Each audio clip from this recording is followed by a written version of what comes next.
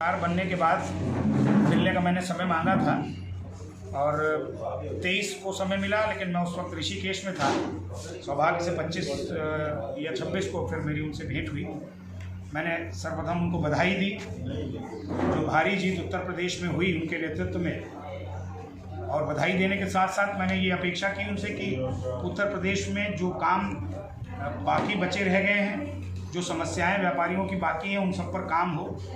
9 सूत्रीय एक पत्र मैंने माननीय मुख्यमंत्री जी को दिया और उसमें पहला बिंदु मैंने यही रखा कि जिस प्रकार देश में शिक्षक बाल और मजदूर दिवस, आज मजदूर दिवस है, इसकी बधाई मैं देता हूँ अपनी तरफ से पूरे प्रदेशवासियों को, पूरे देशवासियों को। इसी तर्ज पर देश में व्यापारी दिवस भी होना चाहिए।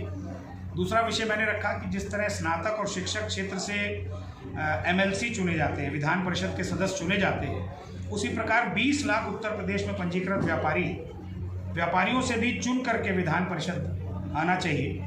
ये विषय मैंने माननीय मुख्यमंत्री जी के सामने रखा। तीसरा विषय मैंने माननीय मुख्यमंत्री जी के सामने रखा कि जो खुदरा व्यापार है वो इस समय बुरी तरह से प्रभावित है बहुराष्ट्रीय कंपनियों से, तो उस पर रोक लगाने के लिए अतिरिक्त टैक्स इन बहुराष्ट्रीय कंपनियों के ऊपर, जो विदेशी कंपनियां ऑनलाइन काम कर रही हैं, उन पर लगाया जाए और इनके गोदामों पर छापे मारे जाएं, क्योंकि बड़ी मात्रा में ये 2 नंबर का काम कर रहे हैं। तो इसकी तो मैं बधाई और माननीय मुख्यमंत्री जी को धन्यवाद दूंगा कि मैं मिल के आया। उसके 3 ही दिन बाद आप सबने देखा होगा, कल अखबारों में भी पढ़ा अपने मीडिया में, कि अमेज़ॉन सहित जो बड़ी कंपनियाँ हैं बहुराष्ट्रीय, उनके यहाँ छापे पड़े। चौथा विषय मैंने माननीय मुख्यमंत्री जी के सामने रखा, जो मुझे लगता है कि हम सब के लिए भी बहुत ज़रूरी था।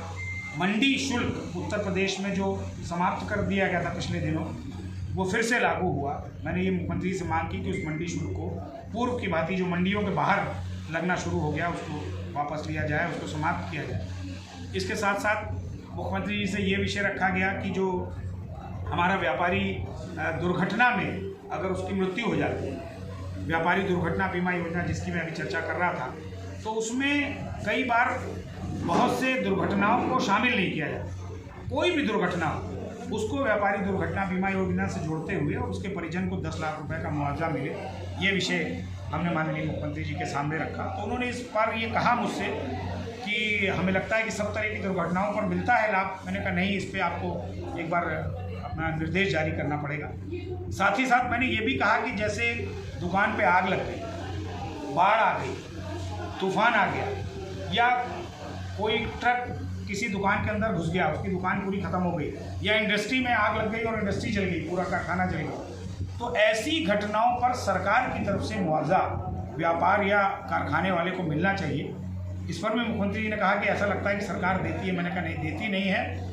हम लोग मांग करके जिलाधिकारी से जो ले लें वो ले लें, लेकिन सरकार की तरफ से है नहीं। इस पर उन्होंने सहमति जताई कि ये कार्य उत्तर प्रदेश की सरकार करेगी। इसी प्रकार से एक विषय और जो हम लोगों के लगातार संज्ञान में रहता है, हम लोग बार बार विषय लेते हैं कि व्यापारी के ऊपर जो GST का दबाव है, या जो GST का विषय है, उसमें कीमतें GST की ना बढ़े, यानी कि GST की दरें ना बढ़ाई जाएं, इसका भी प्रयास किया जाए। जो जीवन उपयोगी वस्तुएं हैं, इस पर भी मुख्यमंत्री जी की लगभग बात सहमति पे आई। एक और विषय हम लोगों ने रखा कि 65 वर्ष की जो आयु के ऊपर का व्यापारी है, 40 साल तक उसने टैक्स दिया, मंडी दी, अब आज वो अक्षम है या उसका परिवार नहीं है तो व्यापार नहीं कर पा रहा, उसको अगर वो मांग करे सरकार से उत्तर प्रदेश में, तो उसको वरिष्ठ व्यापारी पेंशन योजना में शामिल किया जाए। इस पर भी मुख्यमंत्री जी ने लगभग अपनी बात को हमारी सुना और आश्वासन दिया कि मैं इन सभी बिंदुओं पर सकारात्मक निर्णय लेकर अतिशीघ्र व्यापारियों के साथ बैठूंगा। एक विषय हमने और उनसे रखा कि पूरे प्रदेश का व्यापारी आपका स्वागत करना चाहता है, अभिनंदन करना चाहता है, समय हम लोगों को दे। तो उन्होंने कहा ये मई का महीना निकलने दीजिए, जून में प्रदेश के समस्त व्यापारियों के साथ हम बैठेंगे और आपकी सभी मांगों पर जो हमने रखी निर्णय। सर, आप जैसे बहुराष्ट्रीय कंपनियों की बात कर रहे हैं, कल एक MSME का ये सहकारिता भवन प्रोग्राम था और वहाँ पे फ्लिपकार्ट और तमाम देश को उस तरीके की कंपनियाँ आई, वहाँ पे सहयोग की बात कर रहे हैं और व्यापारी खिलाफ नहीं। मैं फिर आपसे कहूँगा, आज के दौर में ये संभव नहीं कि हम इन कंपनियों को बंद करें। मैं स्पष्ट कर दूँ अपनी बात को, ये कंपनियां जो भारत सरकार के नियमों का उल्लंघन कर रही हैं, आज की तारीख में कोई भी प्रोडक्ट ये कंपनी सीधे लॉन्च नहीं कर सकती, कर रही। ये है नियम की अवहेलना, इस पर रोक लगनी चाहिए। इन कंपनियों को ये अधिकार नहीं है कि ये छूट सेल के नाम पर, ईद के नाम पर, दिवाली के नाम पर, दशहरे के नाम पर, होली के नाम पर जो सेल दे रही हैं, छूट दे रही हैं, वो इनको परमिशन नहीं है भारत सरकार की तरफ से। इस प्रकार के जो कानूनों का उल्लंघन ये बहुराष्ट्रीय कंपनी कर रही हैं, इन पर नकेल कसी जाए। और चूंकि ये इतनी सुविधा दे रही हैं आम जनता को, हमको, आपको, इनके ऊपर एडिशनल सर्विस टैक्स लगाया जाए, ये मांग। आप लोगों ने सरकार से मांग की, आयोग बनाने की भी मांग की है, कितने इस तरीके के मामले अक्सर हो जाते हैं? नहीं, हमने कुछ बनाने की मांग नहीं की। मैं सच बता दूं आपको, हम कुछ बनाने, सरकार ही अकेली अपने आप में सक्षम है सब कुछ करने के। अगर मुख्यमंत्री जी व्यापारियों को समय देते हैं मिलने का, मुख्यमंत्री जी व्यापारियों की बात को सुनते हैं, तो किसी आयोग और किसी उसकी जरूरत नहीं है।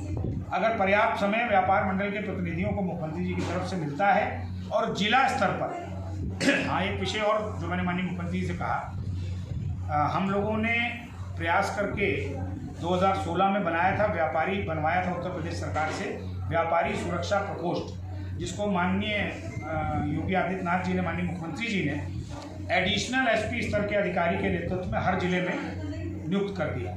इसको और प्रभावी बनाया जाए। मुझे लगता है एक आध दिन में आपको आदेश दिखाई पड़ेगा कि हर जनपद में व्यापारी सुरक्षा प्रकोष्ठ की बैठक होगी। तो अगर इस प्रकार की बैठकें डीएम के नेतृत्व में, कप्तान के नेतृत्व में होने लग जाए, बहुत सारी समस्याओं का 99% समस्याओं का निराकरण हो सकता है।